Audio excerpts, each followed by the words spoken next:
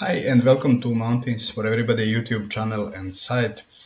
If you follow my channel and read texts in my site, you may have noticed that recently I published this text, Why Does My Nose Run in the Mountains? So I plan to make a few texts and videos related to body reactions to higher elevations because I'm myself interested in this topic. I'm not a medical doctor, I'm a theoretical physicist, but I'm still a reasonably active mountaineer, and these things are interesting for myself. For the mentioned text about nose running in the mountains is something that I observe all the time, and that's why I made the video and also wrote the text on the side. So today I'm actually answering a question that I have seen also people asking. Does being at high altitude make you urinate more? So I would say that this depends on your activity. What I mean by this, I will explain on a very simple example, a recent example. I was climbing Monte Pelmo in the Dolomites, and this was a really long day tour, uh, 14 hours or so on both ways, and I had 3 liters of water and some orange juice, and only on my way back on a small, let's say, terrace close before getting to Ball Ledge or Chengia di Bol, famous place on Monte Pelmo, I was peeing. And this was the first time of that day where I already spent almost all my liquid that I had in the bottles, 3 liters. Why this was happening? Obviously, I was sweating a lot. So you see, if you lose your body liquid in that way, of course, you will not urinate more. So this is something that is described as insensible losses due to vaporization through the lungs and skin.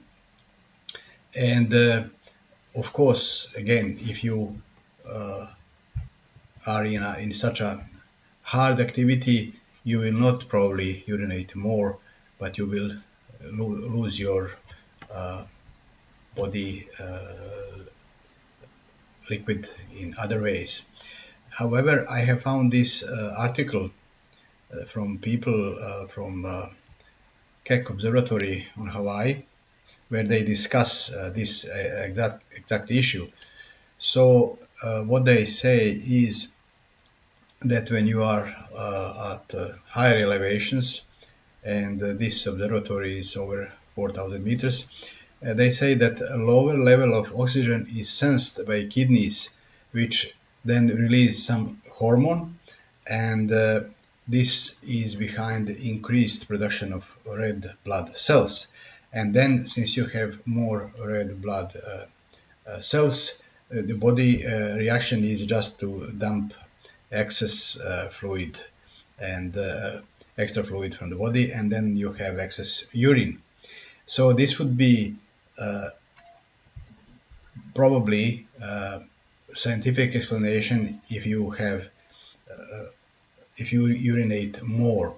But again, from what I understand and from my own experience, this is probably if you are just on high elevations without too much exercises, too much physical activity, and most likely this will happen. And this belong to what they describe as sensible fluid losses, as a sort of body reaction to the changes in the environment. There is also something else that I found somewhere, and this is that the increased urination is also a way of avoiding respiratory alkalosis, which means elevated pH value of the blood. So again, this is a sort of sensible fluid losses due to body reaction. And finally, at least one more factor, that because of low temperatures at high elevations, our body reacts by eliminating a part of body fluid by urination, simply to save the energy, to reduce the energy for heating it. So you see, this is again a body reaction to the environment. I gave here a short video, very short, by somebody who is obviously a doctor. He speaks a bit about this. And I would suggest you to follow the link below the video and come here and read this text here, and also follow the link to the article that I mentioned. The article is actually quite long, so obviously written by people who knows this stuff. A few words about normal urine output. I found this on the internet, that it's in the range, let's say 1 to 2 liters per day, assuming that you take at least 2 liters of water per day. Obviously, this contradicts my described experience on Monte Pelmo. So again, this depends on what you do at high elevations. For me, it was a very hard physical work, going up and down 14 hours more actually. And of course, there was no urination. There was no need for it. And also about normal urination frequency, again, I would say that there is nothing normal, because we are all different.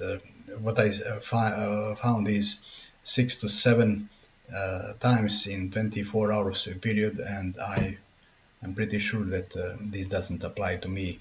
So again, it's very difficult to say what is normal and what is not.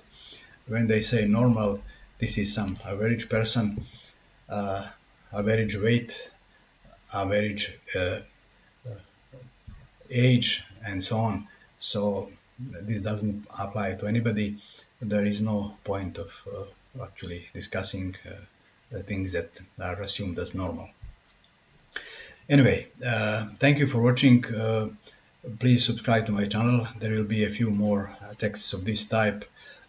Again, I stress, I'm not a medical doctor, so these are not medical advices, medical opinion, official. I'm just telling what I know about things, and about stuff that I experience when I'm in the mountains.